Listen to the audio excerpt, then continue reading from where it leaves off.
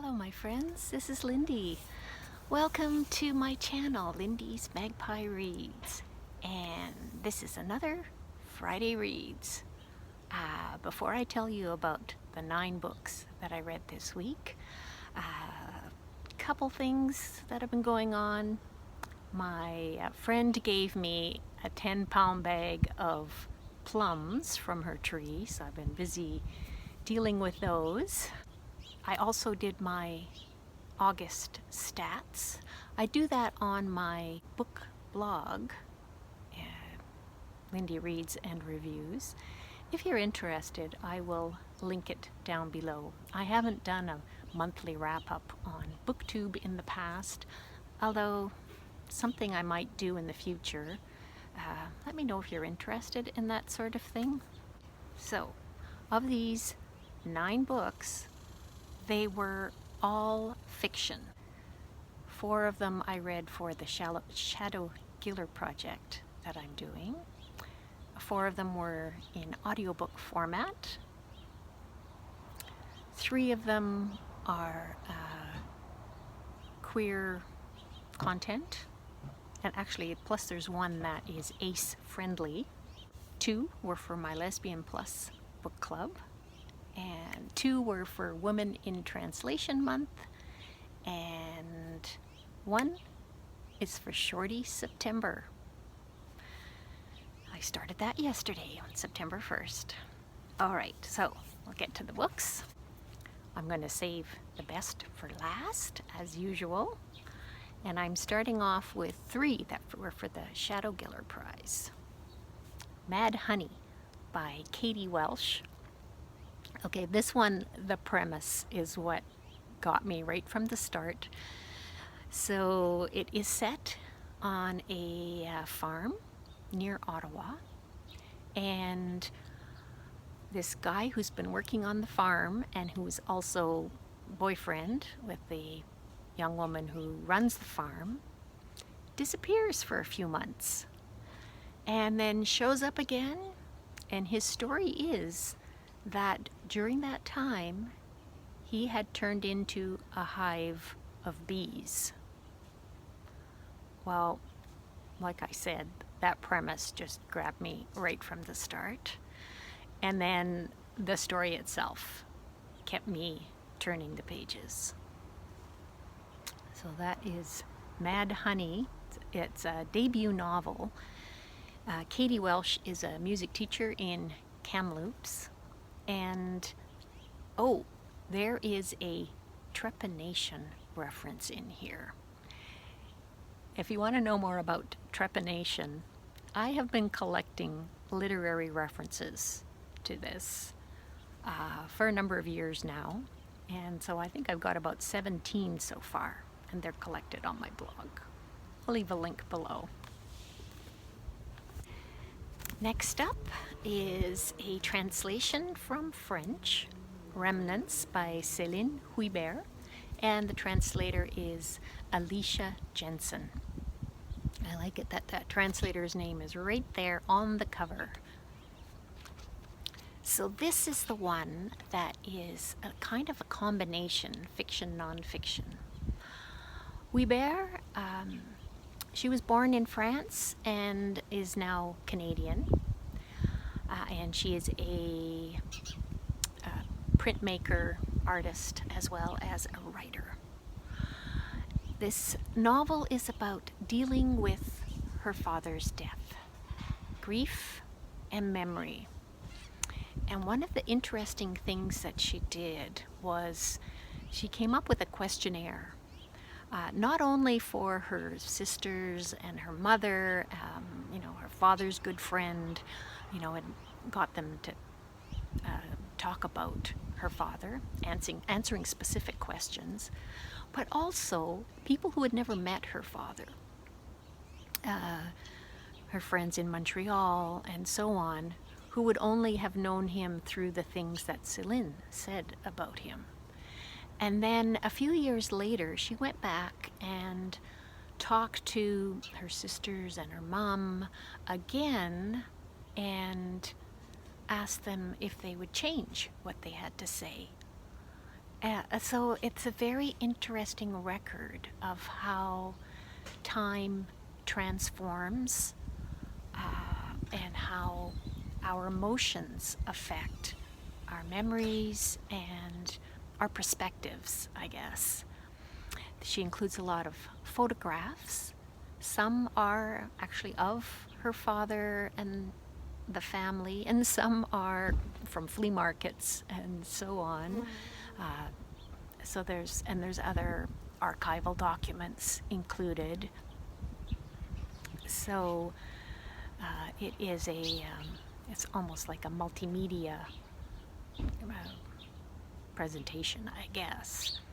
I'm going to read a short little bit to give you an idea of her gorgeous writing, and look at all the passages I flagged because I love it so much. This little section is called Thirst. Outside, a light snow showers down. I want to open my mouth to catch the snowflakes and feel them melt on my tongue. I'm always thirsty, no matter how much I drink. I even wake in the night for water. My thirst is sated only when I'm drunk, and that happens less and less given my weak liver. I wonder if I've inherited this thirst from my father. Maybe alcoholism is imprinted in my genetic code, passed down from father to son before it reached me, of which only this unquenchable thirst remains, and which I stave off with liters of water. Maybe my father wasn't all that sad. Maybe he was just thirsty. Her father died of a combination of cirrhosis and cancer when he was in his 40s. So that is Remnants. Ezras Ghosts. So another one that's eligible for the Giller Prize. This one is by Darcy Tamayose, who is a writer, graphic designer, and a PhD student in Lethbridge. And Ezra is kind of like a stand-in for Lethbridge in the stories that are speculative fiction. There are 2 novellas in the middle of the book, and then a pair of connected short stories at the beginning and the end. Those short stories, the first one is set in 2020, so the start of the pandemic. And the next one, the last story, is set in 2044, where we have the same characters 20 years on from the COVID pandemic, and some glimpses of how the world has changed. It's very, very cool. Now the middle stories, one is told from the perspective of the ghost of a woman who is murdered, and the other one is about a 130-year-old man living by the Old Man River, which is near Lethbridge. He's a Japanese immigrant, and he seems to be turning into a bird or an angel or some kind of winged creature. It's kind of mysterious and absolutely excellent. I really like these stories. There's a conversation where a man who likes to sketch crows is talking to this old man, and he's asked, what if the crow is white? And the answer is, there's no such thing as a white crow. Which leads me into my next book, the audiobook of The Wall by Marlen Haushofer, and it's translated by Shaun Whiteside. I listened to the audiobook read by Kathe Mazur. Now this is a classic, I guess, and I read it for Women in Translation Month, and it was recommended to me by Anne Novella. I am going to link her channel. Marlen Haushofer was an Austrian writer, and in the wall there is a white crow, an albino crow. So just kind of interesting that 2 books this week had white crows. And this book is, I would say this one is ace friendly because we have one woman and no other human beings. She wakes up one day to find that this remote Austrian mountain valley that she's in seems to be surrounded by this transparent wall, and everything that she can see on the other side of the wall looks dead. All the creatures, humans, everything appear to have died. And so it's a survival story, and it is also a meditation on a meaning of life and society. It's this woman's journal, and it's very powerful and also has a very measured pace to it. The audiobook is excellent. It has been made into a film, which I've been told by somebody on Litsy that is very good. Not sure that I want to see the film version of it, but I really, really like this story. In fact, you know, when I finished it, I thought, 4 stars, maybe 4.5. But I kept thinking about it. I thought, no, this is a 5-star book for sure. Next up is another audiobook, and this one is a short one. It's a novella, The Empress of Salt and Fortune, and it is by Nghi Vo, the first in, I think, a trilogy in the Singing Hills cycle. The audio is read by Cindy K. Perfectly read. I've listened to it twice, actually. It's that good. And I am going to count it for my Shorty September beach read. All right, now my definition of beach read is reading for pure fun.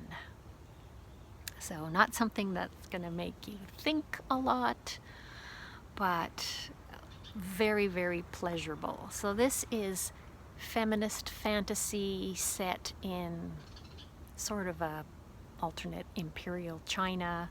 It's told by a cleric who's apparently non-binary, uses they, them pronouns, and the cleric Chi is accompanied by a bird, a hoopoe, whose name is almost brilliant, a talking bird. And each chapter is a story told, prompted by an object or a group of objects that the cleric finds.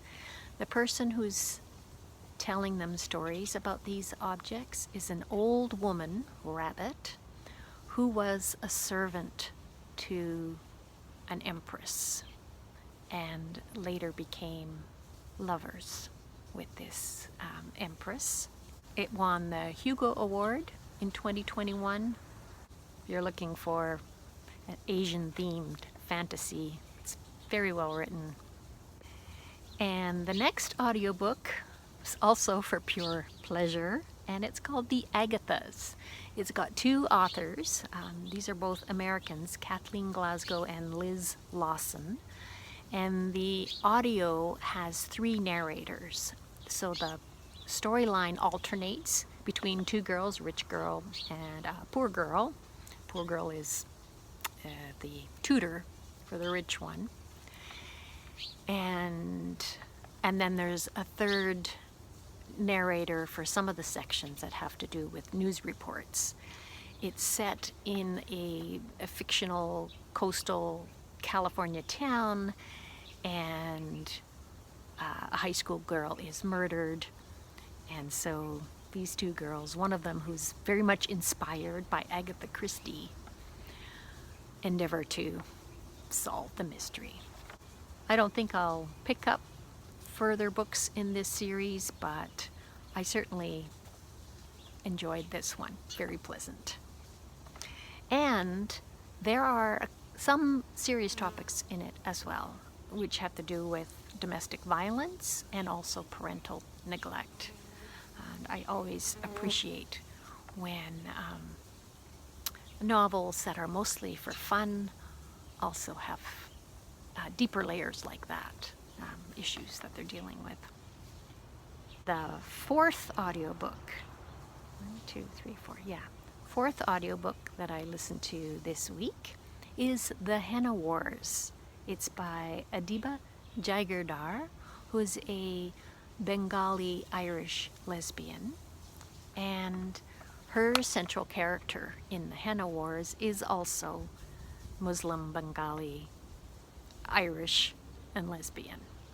Now the audiobook is read by a South Asian American narrator, Priya Ayyar.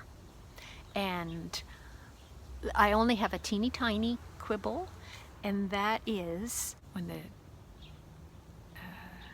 area next to Dublin where the book is set, the audio narrator obviously does not know how to pronounce it because there's a significant pause before she says the name of the area, and I can tell by the way she says it what she means. She pronounces it something like Dún Laogair, and it's Dunleary. I thought, oh, she could have learned how to say that. But anyway, this is a romance between that protagonist that I said, the Bengali Irish daughter of immigrants, and a girl who is mixed ethnicity. Her mother is black Brazilian and her father is white Irish. At school they have to do a business project, and so both girls start the same kind of business, a henna business. So they're competing with each other, but they also have the hots for each other. The romance aspects of this book sometimes were a bit much for me, and sometimes I just wanted to say, just talk to each other, or no, don't do that. But I was won over, yes. I felt the emotions, and Nishat especially, that main character, is such a great, she's the kind of character you could really root for.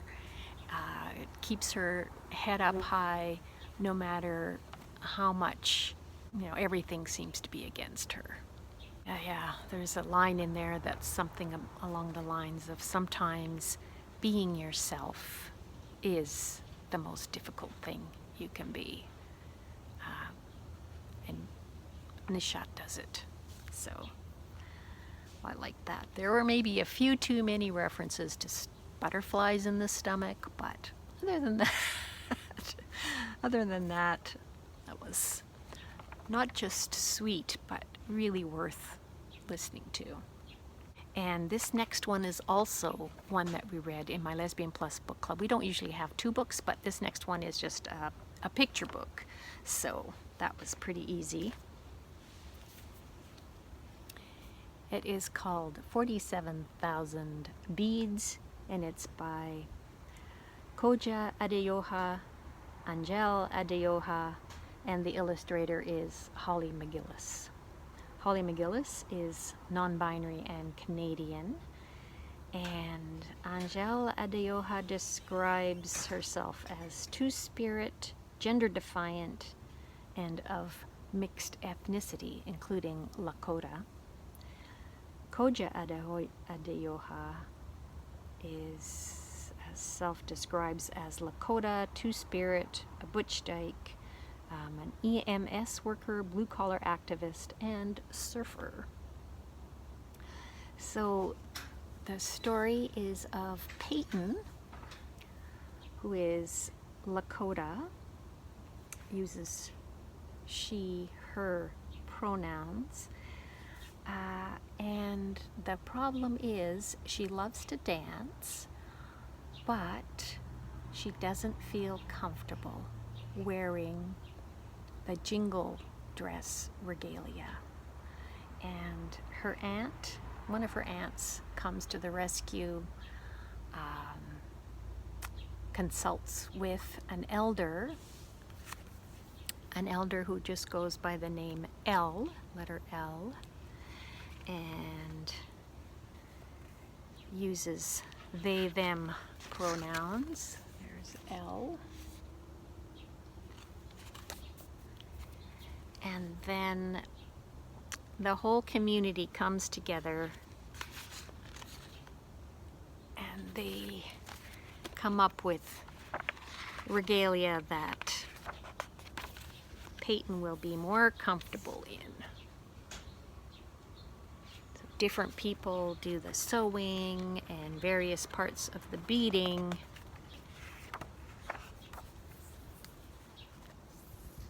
Happy ending.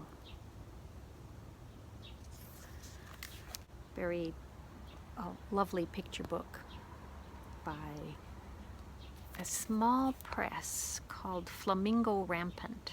It's a micro press with a mission to produce feminist, racially diverse, LGBTQ positive children's books. And this one certainly is. Last up, best book all week, a collection of short stories called Animal Person, and it is by Alexander MacLeod. Alexander MacLeod is the son of a very well-known Canadian writer, Alistair MacLeod. Alexander's debut collection of short stories, Light Lifting, is also really, really good. It was shortlisted for the Frank O'Connor International Short Story Award, which sadly is not in existence anymore. For those of us who love short stories, I'm really glad that the Giller includes short stories for consideration, and this is definitely a book that should make it to the short list for the Giller.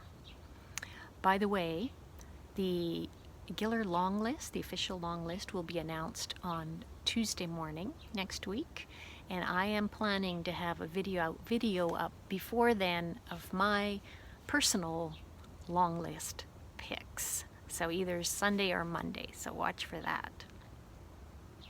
Okay, Animal Person. So every single one of these stories is very strong. The first one is about a marriage that has run its course. And I love the way that MacLeod can set the scene with just a paragraph, and all of his short stories actually are so condensed. Well, I mean, that is the beauty of short stories, that there are no extra words. It is everything is there. The crafting is all with purpose. So Lagomorph, the first story, is about a man who is left with the family's pet rabbit, even though he is severely allergic to rabbits. And the rabbit is kind of a witness to the dissolution of the marriage. And when I talked about setting the scene, here's an example. This very busy family life.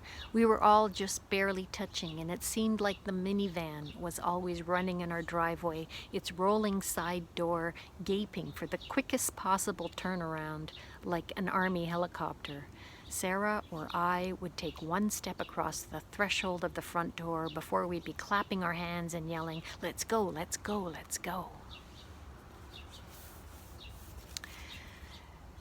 There's a story about a music recital held in the basement of an old folks' home, and it's told in 3 viewpoints. One is Darcy, who's a teenager about to perform on the piano, the entertainer, and that one is told in first person. Then the second viewpoint is his music teacher. That one's told in second person. And the third viewpoint is from one of the seniors who are there. That one's told in third person. And it all comes together like a fugue with the transitions between viewpoints and showing how people who are at the same event have very different perspectives of what is going on. I cried at the end of that one. And in this edition, they've got lovely bars of music between each segment as well, each viewpoint in this polyphonic story.